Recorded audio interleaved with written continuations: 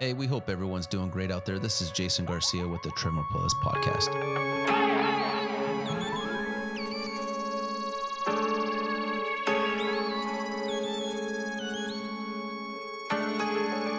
Was young and reckless with loaded weapons.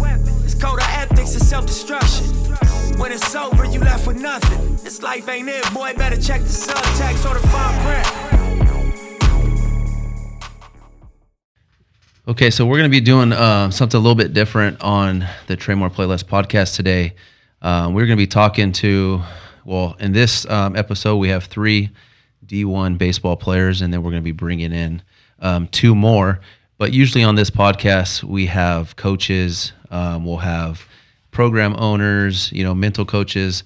But I want to do things a little bit different. The past, I would say, about 2 to 3 weeks, we've had these D1 ball players training in our facility. And a big thing for me as a coach and as a father, these guys have made such an impact on the kids that are in our facility right now.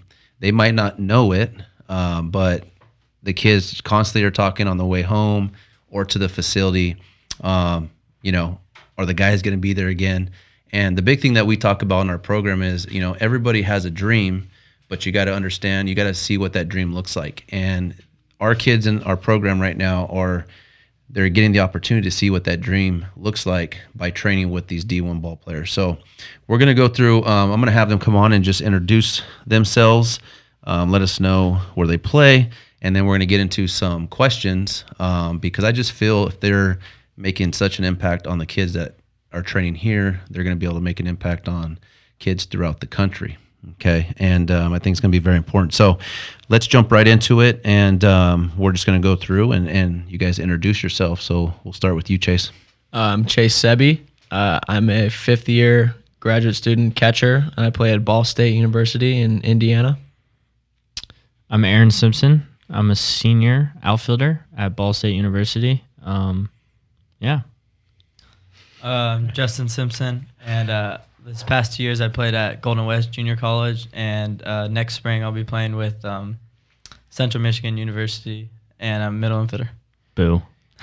Yeah, and just so everybody knows, Justin just signed, correct? Yes, signed last night. So congrats, brother. Fire up troops. Boo. So what we want to do is, the Go first Ball question I want you guys to get into is, I just want you guys to just talk a little bit about your baseball journey. Just briefly go into from your youth all the way up to where you guys are at today. Just let us know. Okay, I guess I'll start off. I think I have a pretty unique situation given that growing up with divorced parents, they didn't really they argued over a lot of stuff like paying for travel ball and everything. So I never really played any travel ball growing up. So it was kind of like Little League would come in the spring, and then I'd play however many games for the Little League, and then I'd go about my business for the next 8 months or whatever, and then baseball season would roll back around, and I didn't really have that, we should go hit all the time. I didn't have those resources where it's like, like how your kids do, where it's like, hey, we're gonna go to the facility, we're gonna train and everything. Like, I was a big fat turd, really. Like I was fat. I'll show you pictures, but I was fat, and so off season I wouldn't really do anything, and then I'd go out and play. I mean, I never made an all-star team. I even played juniors, which is like the next step of Little League, like just after Little League, but it's still technically like part of the Little League. And then I played on a feeder team to my high school, and we did like tournaments like at my high school. And then pretty much just growing up, I always loved baseball and everything, and I always like put my all into it, and I was always hardworking when I was doing it, but it wasn't really till like 8th grade year in high school where I was like, okay, now I finally have like some facilities where I can I should be just hitting all the time. So I'd stay after practice and everything. And if you really want it, you can go out and get it. So what I mean by that is I never made any all-star teams. I was very average growing up, very weak and everything. I was small, but I hit every day after practice. And the jump that I made in high school and even in college, and I believe I'm still working towards that. I'm always going to have that, but you never get to actually like how good you want to be. But so did you just grow up playing Little League all the way up until you got into high school? I played Little League until 6th grade, and then I was too old. So then my 7th grade year, I played juniors, and then 8th grade, I played on like a feeder team to my high school. What high school did you go to? I went to Marina High School in Huntington Beach, and I was on. I mean, it was pretty standard. I was in the freshman team freshman year, JV sophomore year, and then 2 years on varsity.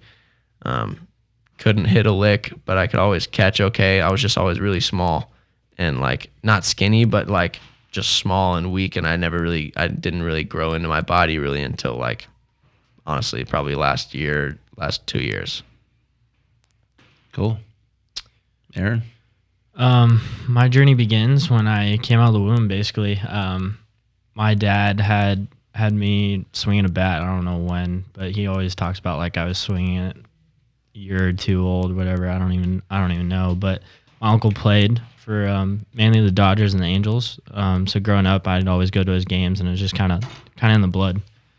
But I played a little bit of Little League growing up, not much. I think when you were when we stopped, when I was 10. For what, when Little we League? transferred to Pony? Yeah. Yeah, about 10. Yeah, I was I think 7. Yeah, about 10. We transferred to Pony. More realistic baseball. Better competition, it felt like, too, almost. Little Leagues have gone down, I feel like. And that was like the closest thing to real baseball. So that's from there. I played travel ball starting at 12. So from 10 to 12, I did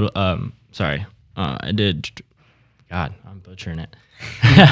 You're good. From 10 to 12, I did Pony. And then that's when I kind of started picking up travel ball. And then from there on, I played for Anderson travel ball team. And from 12 to 14, I was with them. And then from there, I went to high school and then just kind of fell through. And then I played on like a few different travel ball teams throughout high school. But that's my journey. I've been around it my whole life. I love it. My dad would, when we were kids, he would just wake us up and say, "Hey, we're going to the field." And it was like kind of being forced at the time, but not. And then I would say around 12 years old is when like we really like pushed him to go out there. And that's like made the big difference, I think, is because we wanted to be better. We wanted to be better than everybody around us. And so, that's my journey. What about your in high school? So did you immediately play varsity or JV your freshman year, or what were the steps for your high school career? So high school, I was on the freshman team my freshman year.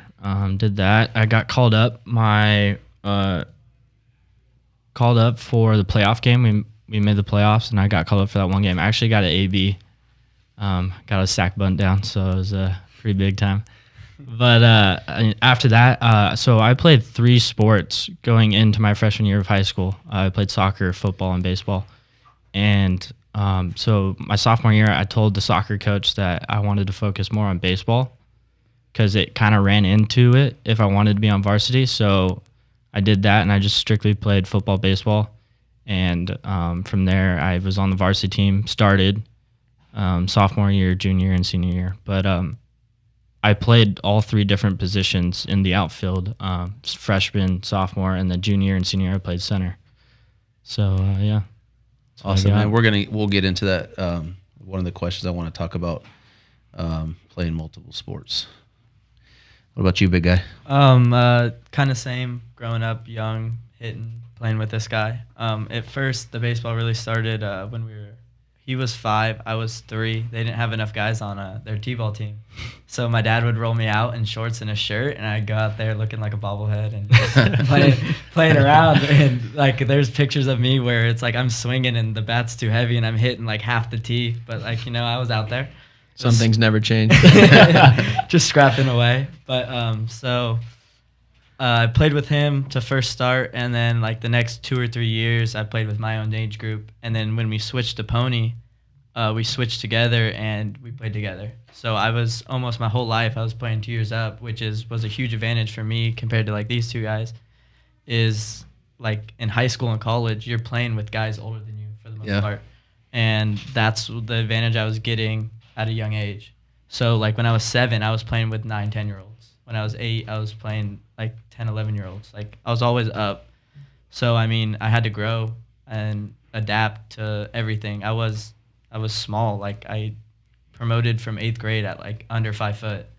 Even then, I was like 3 foot tall playing with like 10-year-olds. Like, I was the smallest dude out there at all times.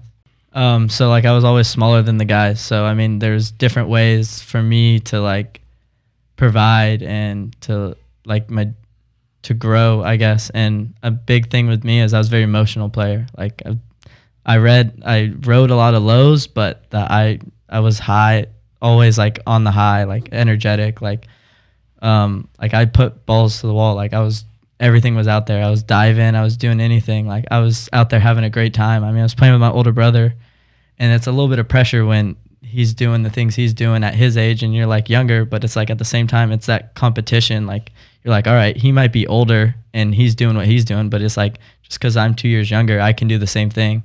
So there's always that competition between us of like, who's going to be better. Like, I might be younger, but like, I'm still trying to be better than you, even though you're younger, and we just go back and forth, which, I mean, it's huge. I mean, it helped us too. I mean, I imagine it helped your younger brother as well. Oh yeah. Competing. Absolutely. And then your three sons, they're all about a good age apart, to where it's like, we can kind of butt heads and I want to be better than you, kind of competition in the household. Well, not even that. You guys have somebody to play catch with. Yeah, exactly. You know? But that, and then with my high school is I started at Servite freshman year, played freshman baseball, did well. I played second base actually my whole life. And then sophomore year, I transferred over to El Medina High School in Orange, and started at second base, but I had to sit out the first 15 games. Like, it was about 5 weeks or so. So during that time, like, they were switching second basemen all in and out because they didn't have a dude yet. And then right when I came in, I was eligible. I came in and I played 2 games at second base, and I was like our guy. I was like the dude around the infield. And we had a senior at shortstop, and he struggled that first 20 games or whatever the season. And the first time I played high school shortstop was the 3rd game of my varsity career, and it was in Angel Stadium. So, like, talk about, you think the field's big when there's an empty stadium behind you? The thing looks huge. I was like, oh my gosh. But ever since my sophomore year in high school, I played shortstop sophomore, junior, senior year, and I mean, I just progressed. I got used to throwing the ball across the diamond. I mean, I was second baseman, so I had the second baseman arm, so I had to learn. And then in college, I played both, second and short. Yeah, so just listening to you guys, obviously all three of you guys are different type of ball players, different story, different, upbringing, different journey. The thing that I always preach to these kids that I train is the dream, right? Everyone has a dream, and I want them to understand what that dream looks like. And so I want to really get into, what do you guys think, right? So we go from, Chase saying he was, not the strongest, heavy, couldn't hit, right? But you're playing D1. We have so many people are going to be able to relate, right? There's someone out there right now that is in the same situation that you were. Someone out there was in your situation, how small you are, but you are an energy giver, right? So that was your thing that you had to do to get to where you were. Were you a bigger kid, Aaron, or what kind of player were you? As far as like, in terms of like, were you a body size? And stuff? Were you like a power guy? Were you athletic just out of the gate? No, I was more of a singles guy, and then my senior year is when I started developing more pop. I got a lot stronger my senior years. I started pushing myself a little bit more than usual. Well, from like all the teams did you play, were you a smaller guy or were right there in the middle? I would say I'd be on the smaller end. There was always guys taller and bigger than me. Okay, so this is good. So we're going to have, because there are going to be kids out there. And I think a lot, like, I always say baseball is a great sport because you don't have to be big, right? And I want the people out there listening to really understand that. You go from, like I said, Chase is talking about, he was heavier. He's probably not as athletic as everybody else growing up, but still got the opportunity to play D1. And we have 2 smaller guys that, had to do different things to be able to show their existence on the field. Talk to us a little bit, from your journey, right? How did you get to the D1 level? And, what are just some things that prepared you for the D1 level? Like, how did you guys get there? Because, like I said, it's not like you guys are talking about, hey, I was a stud out of the gate. Everybody wanted me. It's to me, it just sounds like you guys had to do different things to be able to get where you guys are today. I think we're going to hear 3 different ones from all of us because we all have different stories. But I guess I'll pick up my journey from right after high school. Like I've always been a big school guy, and so I didn't want to sacrifice getting a good degree for baseball because I couldn't play baseball at the schools that I had got accepted to out of high school for school. You know what I mean? So I didn't want it to be like, Joe Schmo University and get a terrible degree that I can't use and just to play 4 years of whatever level baseball. And so I was like, I don't know. So like I had already committed to St. John's for school, and I was like ready to hang up the cleats, and my high school coach was like, I'd really like to see you like go play somewhere. I was like, well, I'm already going here. Like he just saw me hitting after practice, and he's telling me this. He's like, yeah, I mean, I'll email the coach for you, like try to get you some time, trying to like some kind of walk-on tryout. And I was like, all right, sure. And so I had the fall to prove myself at St. John's. This is in Queens, New York. So I went there for a year. They didn't have room on the roster, even though I feel, and a lot of kids on the team feel, that I earned a spot on the roster. They had already given out scholarships and promised roster spots to everyone, like to different guys. So I was guy number 36 out of 35. I was the invisible man. Yeah, and it was ironic because my number was 36 too. I don't know, but they gave me that in the beginning of the fall. Like, did they know the whole time? I don't know, but They knew. But they, yeah, I mean, I did really. That's some of the best baseball I ever played. I don't know whether it's because I was plank, but I mean, you get there. I'm a small kid coming out of high school, playing a big boy position. When I'm around all the big boys, I'm like, oh man, these guys are dudes. Like, these guys are way bigger and stronger than me. And it was kind of a wake up call because I was like, man, I'm going to need to get a lot stronger if I want to play with these guys. And so I mean, and I didn't get to because I had to take the gray shirt because I was off the roster. I did everything with the team. I caught all the bullpens. I got my hands on every bullpen I could. And we had a couple draft picks out of the pen and out of the rotation that year. And so I was just just trying to get all the pens, all the experience I could. And then at the end of the year, he said they were bringing in guys to challenge me. And I'm going to have to keep fighting for that roster spot. And I found out they were bringing in 3 more catchers. And there were already 3 on the roster, so I was going to be number 7. If I didn't come back like playing like Bryce Harper, like I was screwed. So I bounced back to Cypress College. I played there. I wasn't even the starter out of the fall in there. And they said it was going to be like a 3-headed monster, me and these 2 other guys. And I started opening day, and I went 2 for 3, maybe threw a guy out, and I kind of I got decent starts like throughout the whole year. I became the starter, and even after that, I still applied to schools as a backup. So I got into UCLA and Berkeley, and I ended up like making a payment to go to UCLA. Like, I signed my NLI to go to UCLA. I almost hung up the cleats again because it was like I didn't want to get like a crappy degree just to play baseball. And then late July, Ball State needed a catcher, and they called, and I was like, yeah, sure, sign me up. I had never been to Indiana or anything. It was kind of a leap of faith, and that was after my redshirt freshman year, and I had already gotten my AA. So, I mean, this is pretty a lengthy answer to your question, but no, it's good. That's how I got to the D1 level. It's kind of like I played at junior college, and I think going to junior college is huge if you're not in your big boy body yet, for getting experience and getting you to the next level, because you can get better. There's no way I could have gone to Ball State out of high school. The kids they're bringing in out of high school are way bigger and stronger, and some of them have already blossomed. So just having that year at St. John's and then a year at JUCO really like prepared me for what was at the next level. Yeah, and I want you guys to be vulnerable. Like, I want you guys to tell us, because here's the deal. In today's culture, everybody thinks it's easy, right? Everyone thinks that, and for me, and I'm sure for you guys, when you guys start getting older, I kind of take it disrespectful because, like, it's disrespect because to play what we've played at the D1 level, it is tough. And when parents and kids walk around that are 10, 11, 12s because they have, these cheater bats and they think that their kids are God's gift because they're hitting ball 250 feet. And you try to explain to them, they don't understand what they're going against. They don't understand how much how many things that you have to do to be able to play. And so I hope, like with your story right there, it just shows like what you have to go through. Like, I mean, it's not easy, and this is why I want you guys to come on, because this is true stuff. This is not me coming on and saying my path, because my path was way different than today. So yeah, don't worry about being long. Mm-hmm. Tell us, everything, because I want everybody to, listen to this. So go ahead. There you go. Yeah. Go ahead. Going back to high school, my junior year of high school is when I started getting some looks from different colleges. Playing multiple sports, yeah, it's tough to get your name out there, but I wouldn't change a thing for that instance. Going to my senior year, though, I didn't have anything.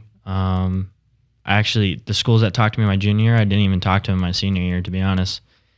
And then senior year came around, doing pretty well. At the end of the season, USD contacts me, and I took an unofficial visit there. Really, I loved it. That place is beautiful. Love the coaches. Then when I got there, thought I was going to get some money, but turns out that's not the way it was worded in the text. So I went on as a walk-on, and it's a private school, so that place is $60K a year, I believe. Yeah, and so that more now. I think it's like 70. I think it's close to 70 now. Yeah. But that took a toll on my parents, and I just saw like how much it was doing to our family, and I didn't want to ruin my brother and my sister's education. And so, because they started, because I had a college fund that paid for it my first year, but then after that, it was like all on them, and I didn't want them to do that anymore. So I took a step back after a year and a half at USD, and I went to Cypress College. Was there for a semester, had to get an AA within a semester to go back to another D1. So that meant taking 26 units in a semester, which is a lot. You? I think it was like, wow. I swear. You did that. I swear. I did. I took 26 units in a semester. I took one over intersession, one class, which is 3 units, and then I took 23 more during the season. Crazy. So, just to get an AA to go back to another D1. And so I did all right in junior college, honestly. I mean, I made first team, but like overall, I just did all right. But my coach asked me one day, he's like, "Hey, do you know anything about Ball State?" And I was like, "I know I've heard of them, and I know where they are and stuff." But he's like, "Well, look into it, get back to me." And then I think like 2 days after my coach told me about them, they reached out to me, started talking to me, and then within a week, I'm already flying out for an official visit, which is crazy, man. I've never been on an official visit, everything paid for. It was awesome, beautiful experience. I've actually never met Chase Sebi until I stepped foot on campus for my official visit. I played with his brother, but I didn't know Chase. And, I just fell in love with the coaches, just how straightforward they were and honest, and just the opportunity that was presented to me. It was going to start, like, he basically said, like, it's your job to lose. Like, we don't have anybody. And so when you have something so great like that, and then obviously the scholarship money and stuff, like, it's hard to pass up. I don't care where it is. It's so hard to pass up. Yeah. And so I took it. I committed there when I got home, even though my junior college coach told me don't commit while I was there. And then he's like, "Why didn't I commit?" So, I've been at Ball State now for going to be 3 years now because of the coronavirus. But it's been a wonderful experience, and I wouldn't change anything. It's been awesome. Awesome. We'll go back to my senior year as well. Going in senior year, I mean, I haven't really done anything on varsity, like stat wise, like nothing special. And then obviously you look at my I don't know how to say this, but like I guess my height and stuff, my weight, like that stuff. Stature. There we go. go. You're looking for? Yeah, my stature, it just doesn't jump off the little sheet, the roster. Yeah.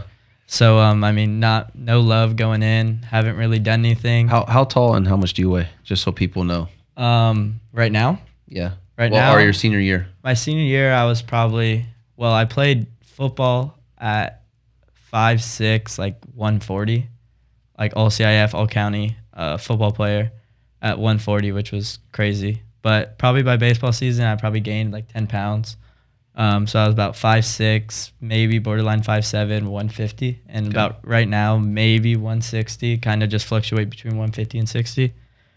But so going into senior year, actually, my junior year, I stopped hitting left-handed, which I started switch hitting when I was 13, and then I've gone through all the way to junior year, and then I decided to not hit left-handed, kind of focus on right-handed at the time for junior year, and I did all right. It was decent, and then played the summer, batted all right-handed, showcases, everything, all right-handed, and after football season, my senior year, my dad and I were hitting in the cage, and we're like, dude, what are we doing? Like my left-handed swing was good. Like, why did we just decide to stop it for this year? So then, like December, like Christmas time, he's like, dude, we're switch hitting again. Like, we're gonna do it. And I told my coach, I was like, I don't care what you say. Like, I'm switch hitting. Like, this is the best thing for me. Blah blah blah. And so I started working out December to beginning of season, which is like late February. So about a month and 2 months ish on switch hitting, and I was feeling good going into everything, and then I just went off. Just left-handed, right-handed, just everything was just clicking senior year. Defensively, like, it was just unreal. Like, I couldn't even describe it. Like, I was just playing with my hair on fire. And so I didn't get any like D1 love or anything. All the JUCOs around wanted me, and a couple D3s. And we kind of my dad and I talked. We almost considered doing like a D3, go play football, baseball. I mean, kind of would be the dream. Play 2 sports in college, like unheard of, unless you're Kyler Murray. But,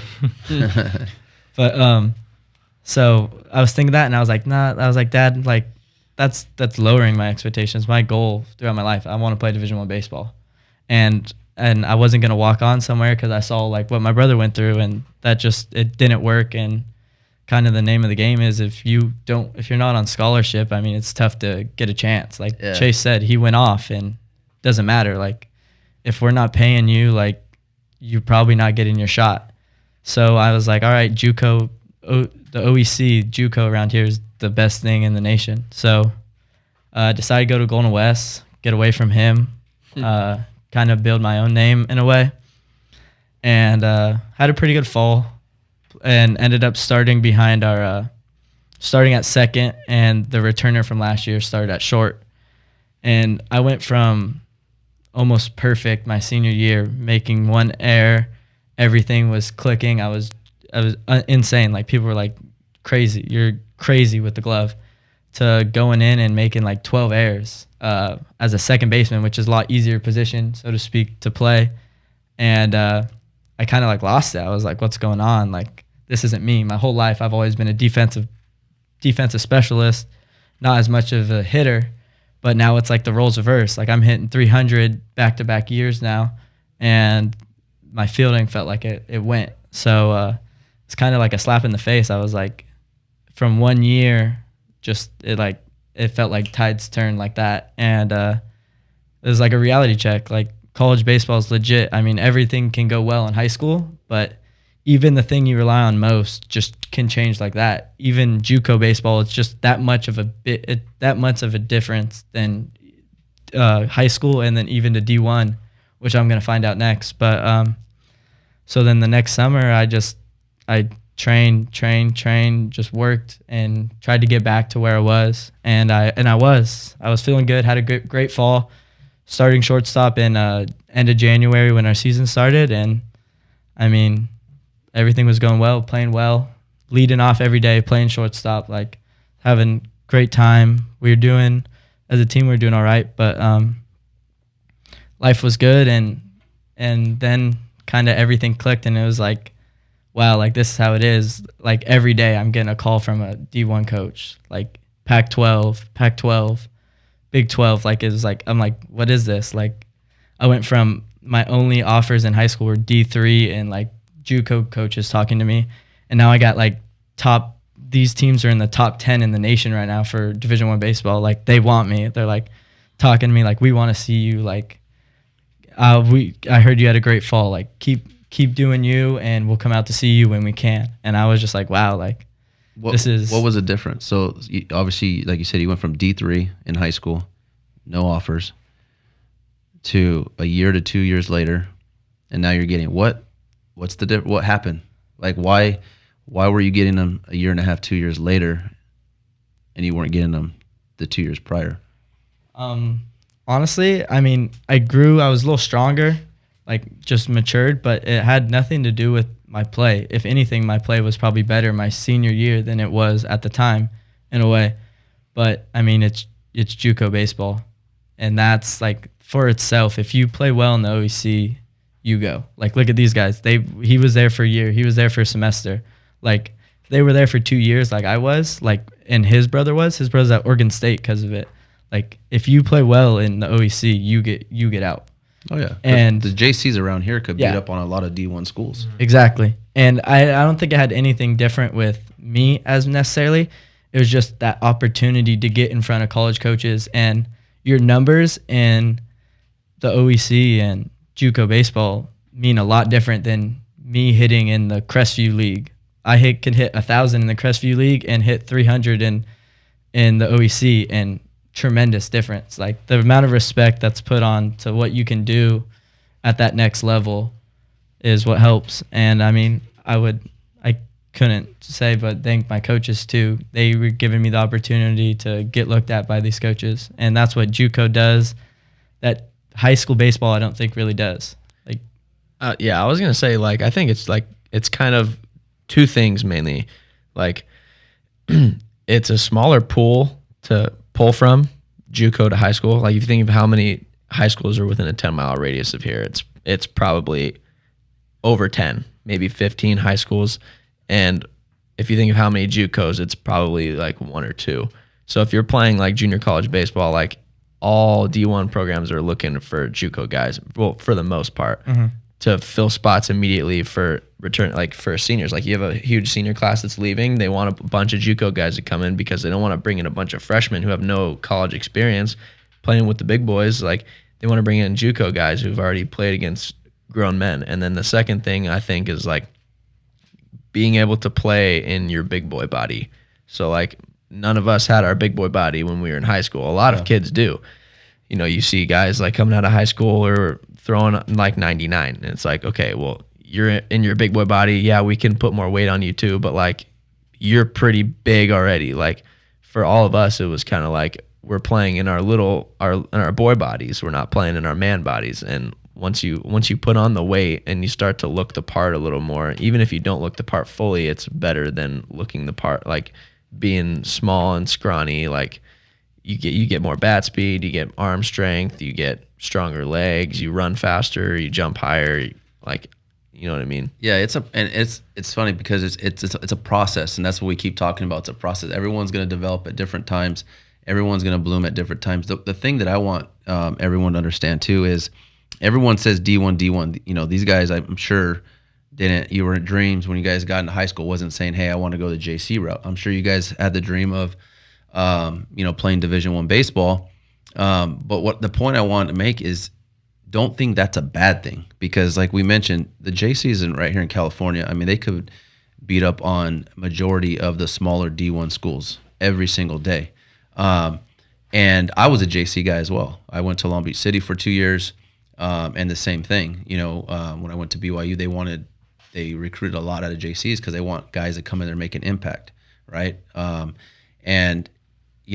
if that is your route, if you are a late bloomer, don't think because you have to go to a JC that, you're not good enough, or, your baseball career is over, because as you're listening right now, this is the route that these three had to go through to get to their levels. And, so yes, D1, right? Set your goals high, but if it's not D1, out of high school, don't give up. Keep going and keep working, because you might be a late bloomer. And this is going to lead us right into our last question is,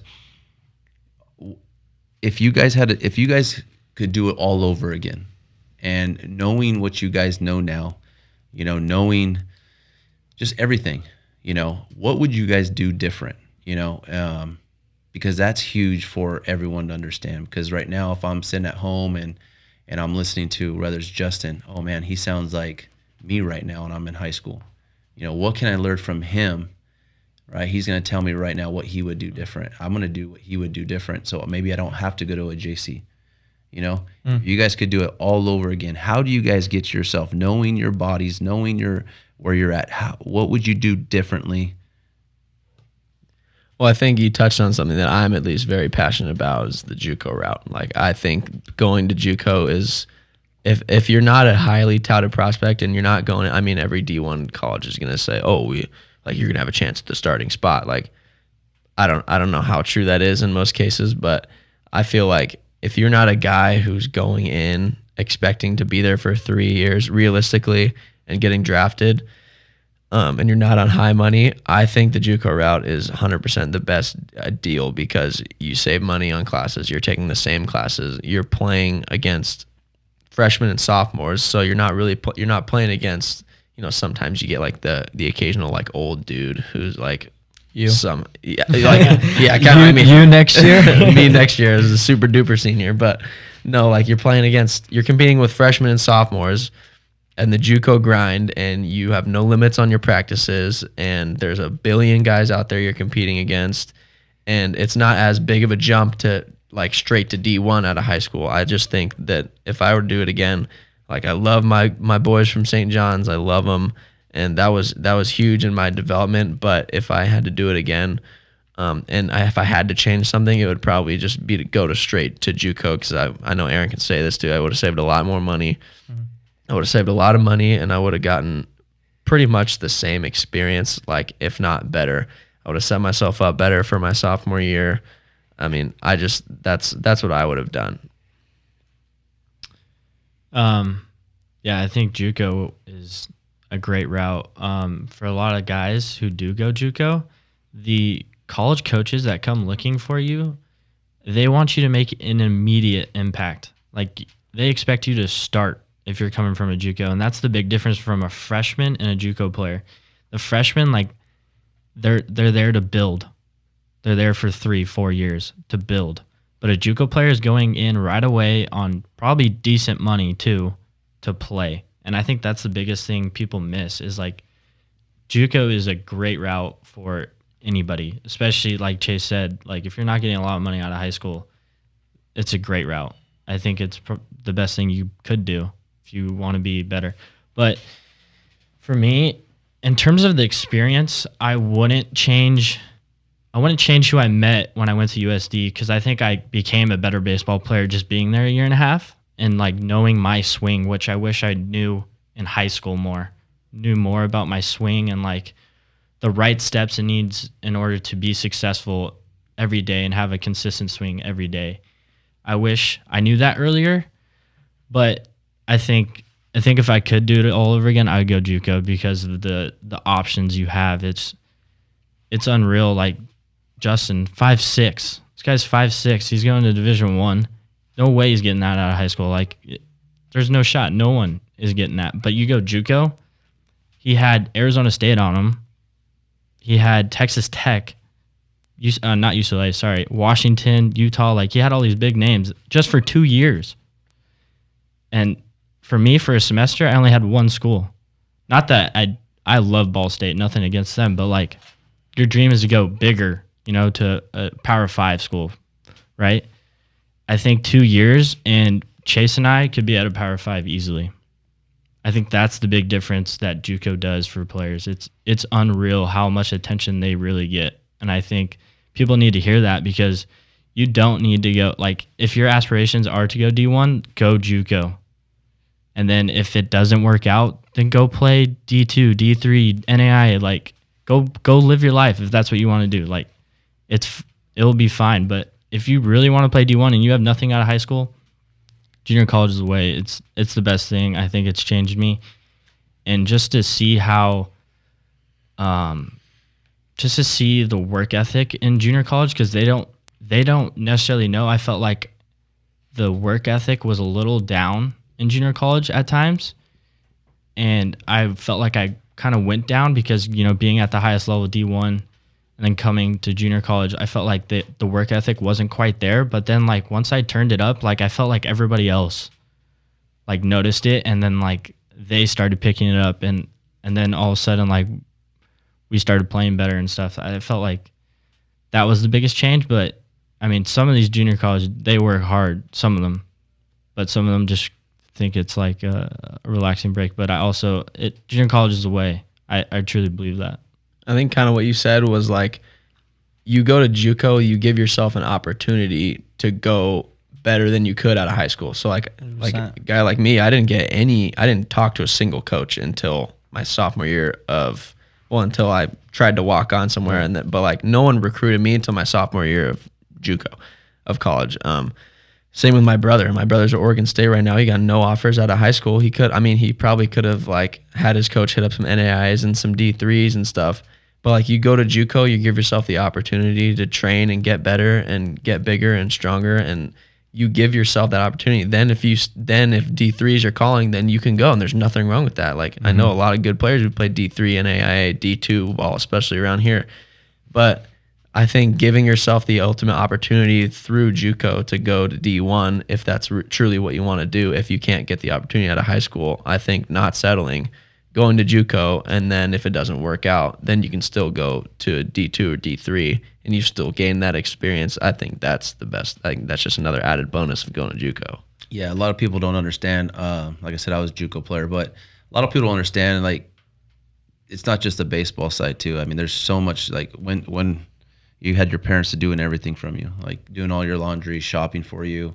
You're off by yourself. There's so much that goes into it. And coming out of high school some kids come out 17, 18, you're still immature. You've never been in that situation at home to do everything on your own. Now all of a sudden you go to a big time D1 school and you have all these expectations and you have all this on you. Now you can't even perform, So giving yourself a couple years to go to a JC, especially if it's local to your house, you're maturing, you're growing mentally, physically.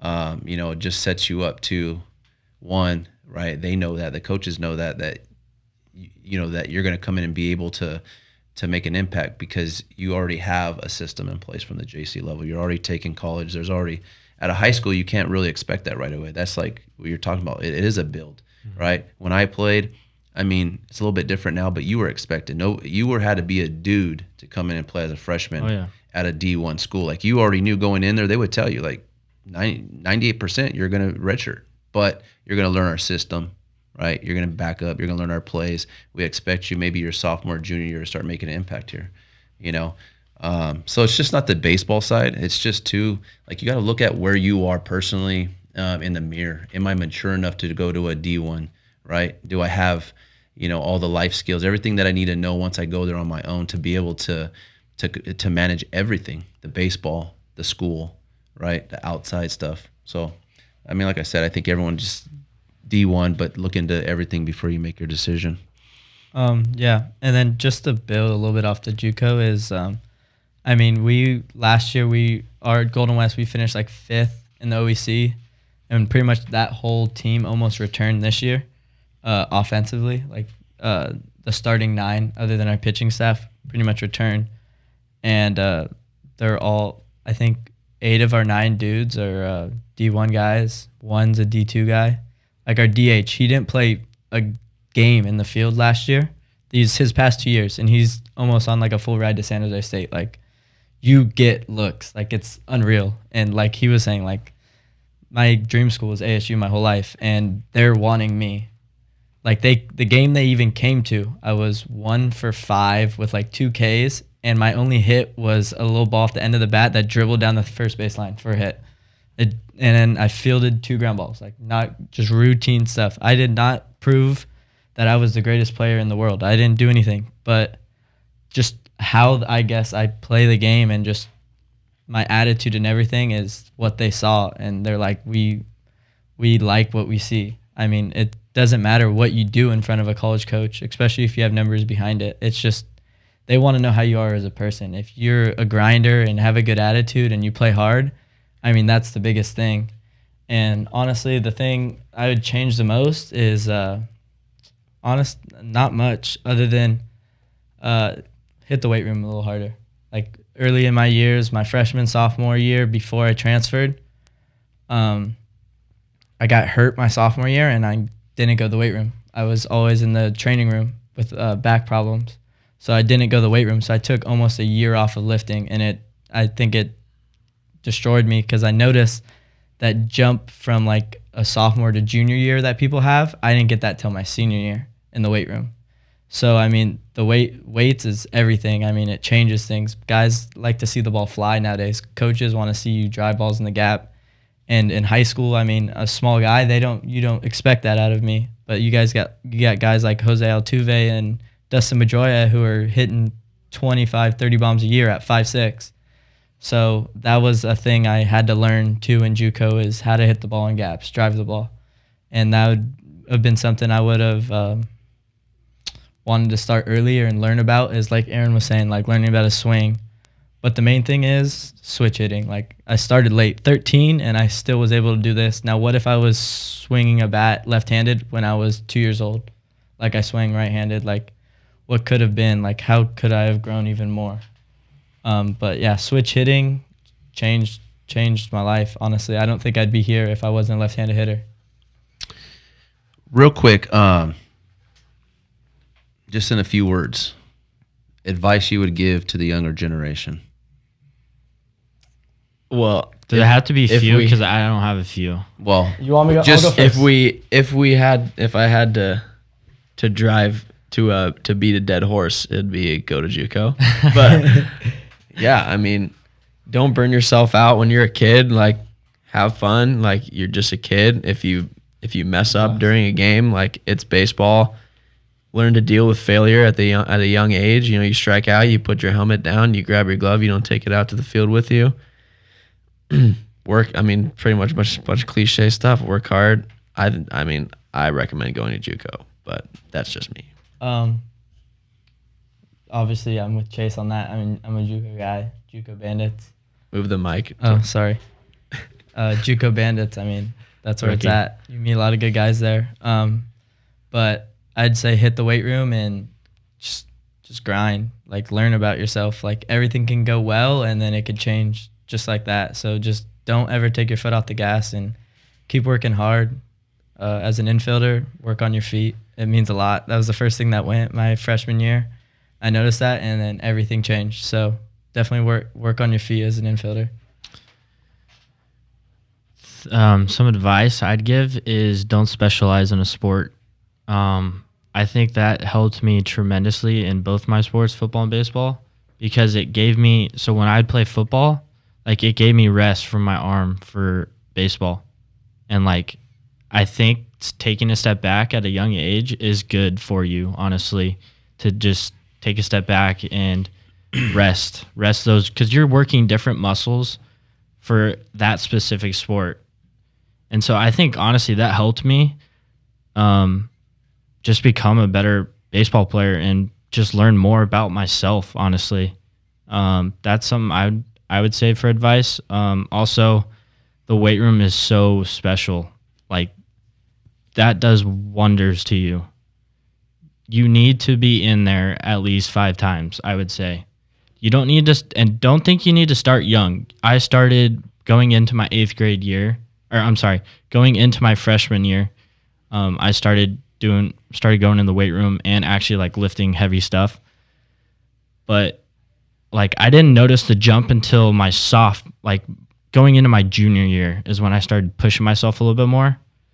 And there was a noticeable jump in terms of the weight. I think if you truly put yourself in the weight room and work hard, like really work, it can do wonders for you. I think that's the biggest tool in terms of how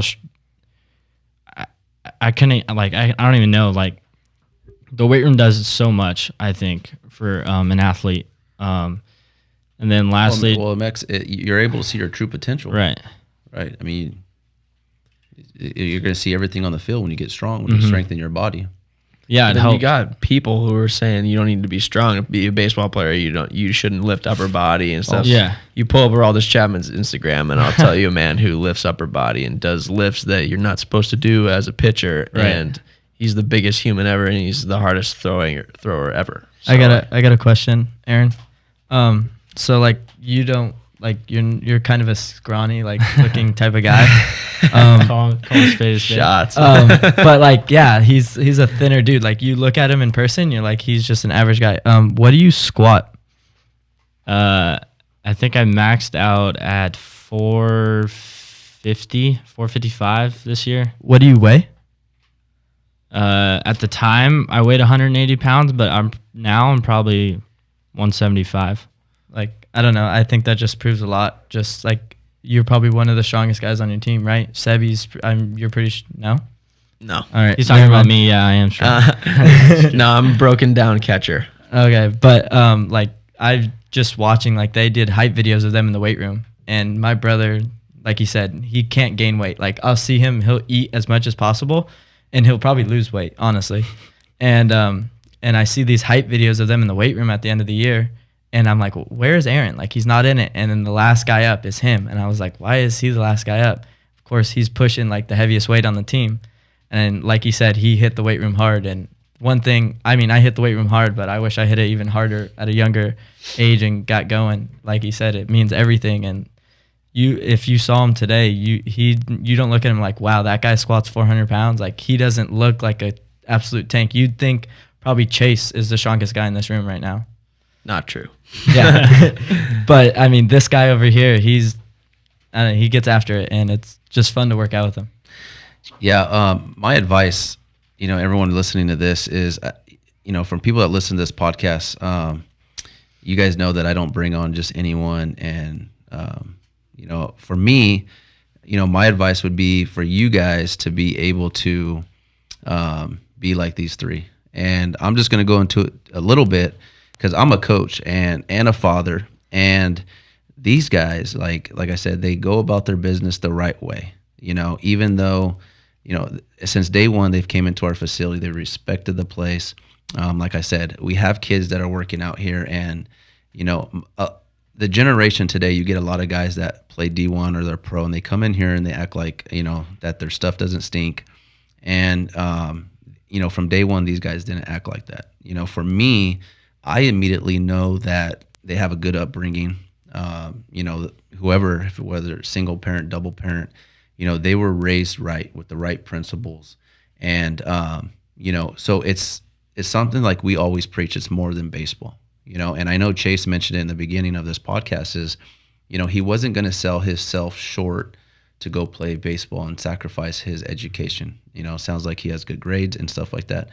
And it's more than baseball, and like these guys know their baseball is going to end. Everyone's baseball career ends differently, but at the end of the day, you got to fall back on your education. You got to fall back on the life skills. You fall back on your friendships, everything that you've learned, from the sport. But like I said, man, I mean, for me looking at you guys, like you guys are top level guys, top level guys. So, I mean, we're gonna wrap this up, but you guys are top level guys, and you guys just keep doing your thing. And I know you guys are going to do big things going back to college. If you guys are going back for your senior years, and then you obviously going in as your junior year, and just sophomore year. As a player, sophomore year. But coronavirus sophomore. You guys are gonna do big things. And like I said, I appreciate you guys coming on here. I appreciate you guys doing what you guys do here with our boys. So, like I said, from a father and from a coach, it means a lot. Appreciate that. Thank you. Jason, do you mind if I say one more thing? Yeah. You kind of like reminded me of something, Yeah. but when you're talking about the academic parts, because like get good grades, please. Yeah. Like if you don't get good grades, you're not going to a good school. And I cannot tell you how many, I'd say probably the three best baseball players I've ever played with had to go to like NAIA schools, like out of JUCO, because they didn't get good grades. Like, and it's a crying shame because literally like some of the best players I've ever played with never got their chance because literally purely because of grades. And if you don't get good grades, you can't go D1, D2, and then you have to go D3 NAIA. And even if you shred D3 and NAIA, they're still probably not going to give you a chance in the draft. So like that's probably the biggest advice thing that I would give, And actually. on that is a lot of baseball, you don't get any scholarship money. They get 11.7, right? Yeah. For 35-man roster. You can't fill a 35-man roster based off 11.7 scholarship. So a lot of like at least us three, it's a lot, like half or more Academic is all money. academic. Yeah. So I mean, academics is everything, and Gives you an yeah. opportunity to fulfill your baseball potential if you have it. But if your academics, it's going to hinder your success, in my opinion, And in my experience. like you said, did you get into UCLA out of high school? Did you even No. try? You didn't? Yes, I did try, and I You got didn't. denied. That's what I was gonna say is it's almost easier to get into these nicer schools and better schools through JUCO because now You get you're the same degree, take the same classes Yeah. for cheaper. You're getting rid of those general ed classes that they have less of, and you're going just for like major classes. So it's in a way it's better for the actual university too. So I mean, JUCO, it's the best sports opportunity, but it's not like it's a downfall in academics. I mean, look at Chase. I mean, he cared about academics, still went to JUCO, and he suggests going to JUCO. It's definitely not a drop off. Well, yeah, that will wrap it up. Like I said, guys, we go bringing you guys real information. Like I said, this is the first time that we've had D1 ball players in here, and like we've always said, everyone's going to have a different route, right? And everyone's going to bloom differently. These are all just principles that we've been preaching right here with Tramor Plus with the podcast. And like I said, we want to be real with you guys. We don't want you guys to live fairy tale lives. And like I said, you guys are hearing it straight out of the mouths of different situations. So if you're in a situation right now that matches either Chase, Aaron, or Justin's, like they're letting you know, like, don't get discouraged if you go the JC route. Make sure you take care of your academics, keep working hard. And like I said, I believe there's a school for everyone, especially now. I mean, when I played, I think there was 70 some D1s. I don't know what it is now. I think there's 190 or 180 D1 schools. So there's a D1 school for everyone. There's a D2, there's a D3. Take care of your academics, and make sure you learn the life skills, because like I said, baseball is going to end at some point, and you're going to have to, go back to those to be able to survive.